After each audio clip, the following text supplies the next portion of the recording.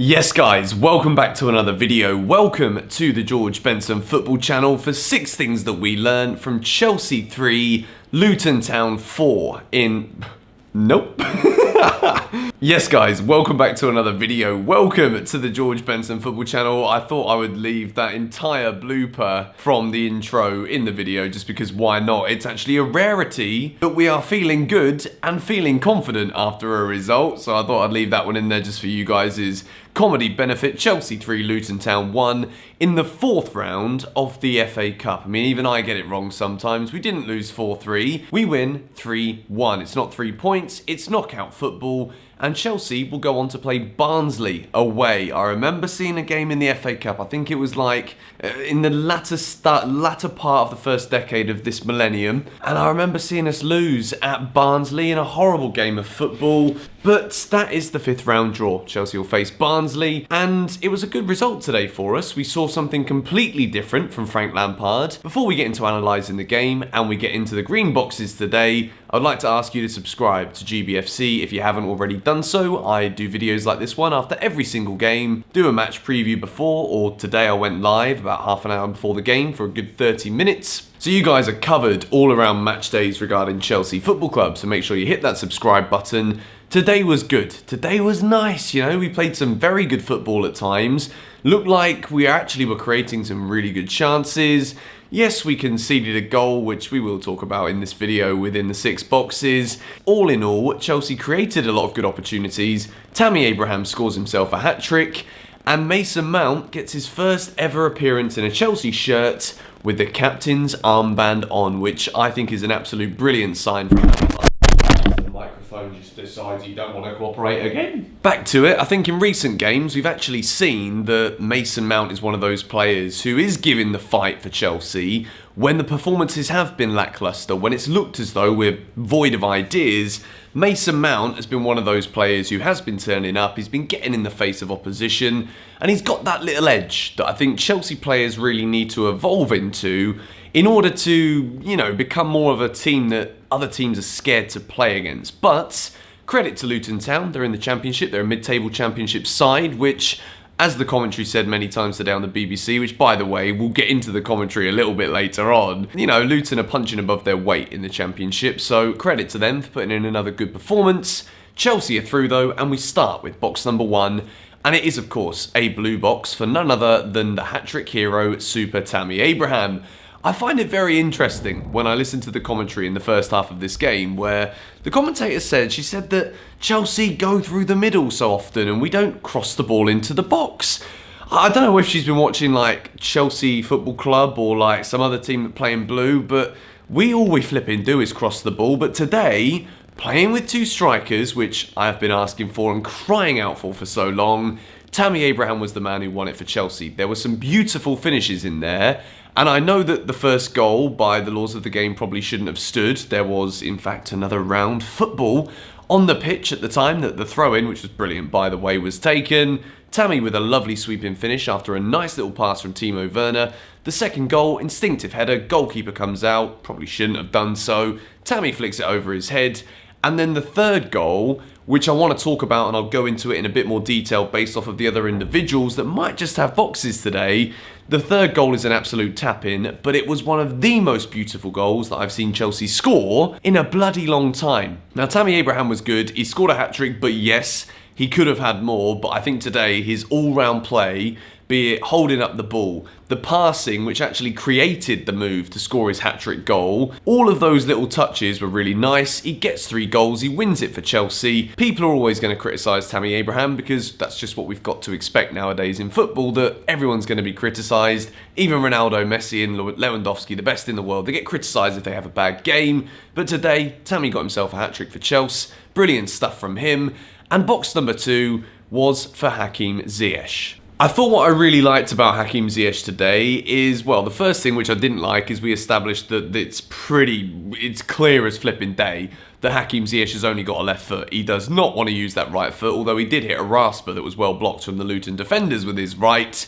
He always tries to put it on that left foot, but when he does, it's like a magic wand. You know, the way that he slowed the pace of the game down today, in a progressive manner. You know, we talk about Jorginho and how sometimes he can slow things down in order to, you know, allow Chelsea to maintain shape and possession. He does that, but he does it in a very negative way. Whereas Hakim Ziyech, the pass that went backwards to Kurt Zouma to start off that move for Chelsea's third goal was absolutely brilliant. It was perfect. And I think for me, the reason I find that third goal so beautiful is that when we are looking and we've got the ball in our own half and we're looking at the movement of our teammates around us, what Hakim Ziyech did was he enabled, by passing it backwards to Zouma, he opened up the space on his side of the pitch, which meant that players like himself, Billy Gilmour, Callum Hudson-Odoi, could take up more, let's say, prime areas of the field on the left-hand side, and areas where passes become far easier to make in advance, which is what I've been saying for recent weeks is just something that Chelsea do not do. He enables players to get into the position so that the 3 or 4 passes we need intricately in the box in order to get the ball as close to the goal to score as possible, those passes become possible, and it makes so much more sense. And for me, I hope you guys have understood where I'm going with that. For me, it was one of the most beautiful Chelsea goals I've seen in quite some time, for that very reason that Hakim Ziyech, he controls the tempo in a progressive manner. And I think if we can get the same kind of level of creativity and performance out of Ziyech in the upcoming Premier League games, I think he could be the most important player in order for Chelsea to turn around this form. Now, box number 3, and again, a man that was in very good form, played against Leicester, and he was isolated. You know, he's up against a very strong side, and I feel as though he was left to fight for scraps in that game against Leicester, which was a poor all-round performance. Callum Hudson-Odoi came on, and it was perfect. You know, Chelsea needed a bit of an injection. I thought Pulisic didn't have his best game today. I felt like he'd get a bit lost in the first half. There were moments where I wanted him to do something on the ball, and there was a couple of nice little touches, but it wasn't brilliant. He definitely should have scored as well. Chelsea could have had 5 or 6 goals today, and no one would have really questioned it. But Callum Hudson-Odoi comes on, and I thought he was electric yet again. The passing for Tammy Abraham for the third goal is perfect. The way that, again, I bring it back to Ziyech and how all of the space was created for Chelsea based off of that initial pass for players to progress forward. Callum is always looking to do something on the ball within that final third.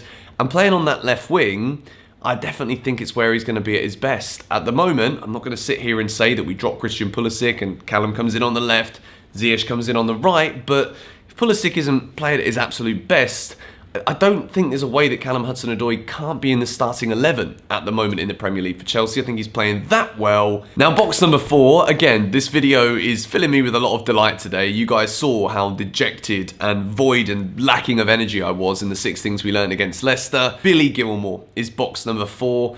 Absolutely spot on from Lampard today to start Billy Gilmour. You know, we've been crying out for it as Chelsea fans. We all believe in the talent that Billy has on the ball and the way that he goes into the box as well, progressing forward to make that final pass to Callum before the cross into Tammy.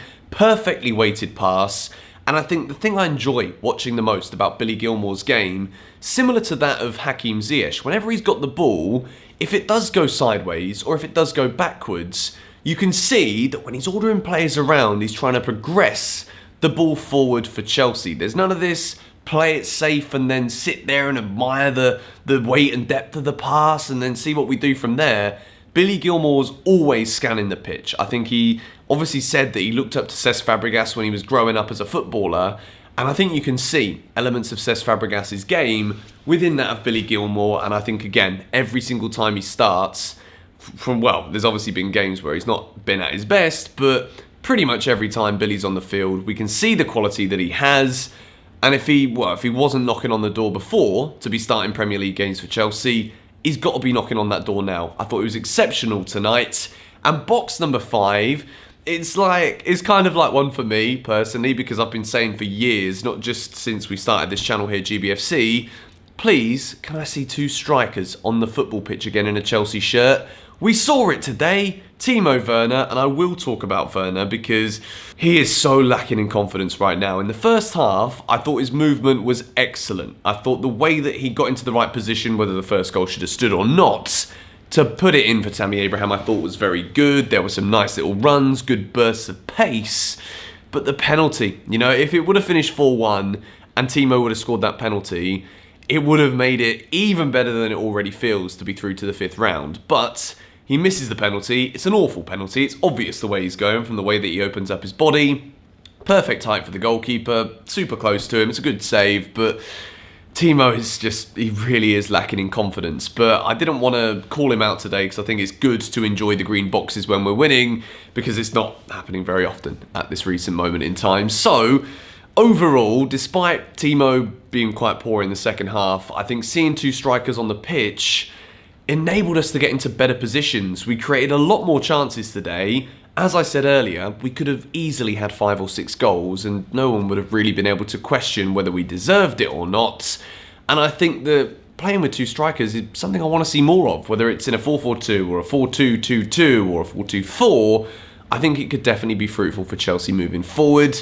We finish off today's video with a yellow box. I normally like to sandwich the yellow boxes amongst the other greens so we finish on a high, but Kepa Arrizabalaga, it's a yellow, not a red, because if Luton didn't create any other chances, which they did, and Kepa saved them very well, then it would have been, again, Kepa's just, like, he has one thing to do, and he lets it in. He did make some very good saves in the second half, and I'll give him that one, but again, you know, I used to be a goalkeeper, and I see these shots that are literally straight at you. There's no way you can blame the defender for being in the way.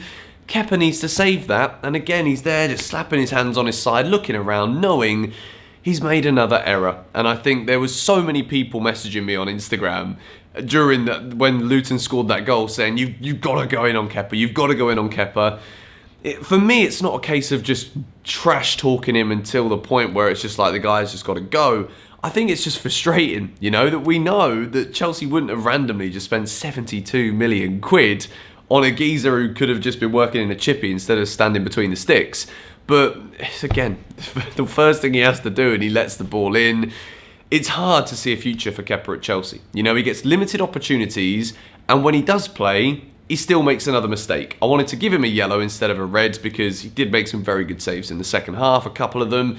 But overall, it is a great win for Chelsea. We're through to the 5th round, the last 16 of a competition that we've won 8 times, looking for the 9th. Hopefully it will be Frank Lampard's first trophy as Chelsea manager. But anyway, going to wrap up this video here. As always with this series, I'd love to hear the 6 things that you learned from the game in the comments down below. And also be sure to hit the like button on the video. It really does help me out. It's a small little thing you guys can do to let me know you're enjoying yourselves here on GBFC and to hopefully get YouTube to promote this content to more Chelsea fans like yourselves. But anyway, catch you guys next time. Great win. Come on, you Blues.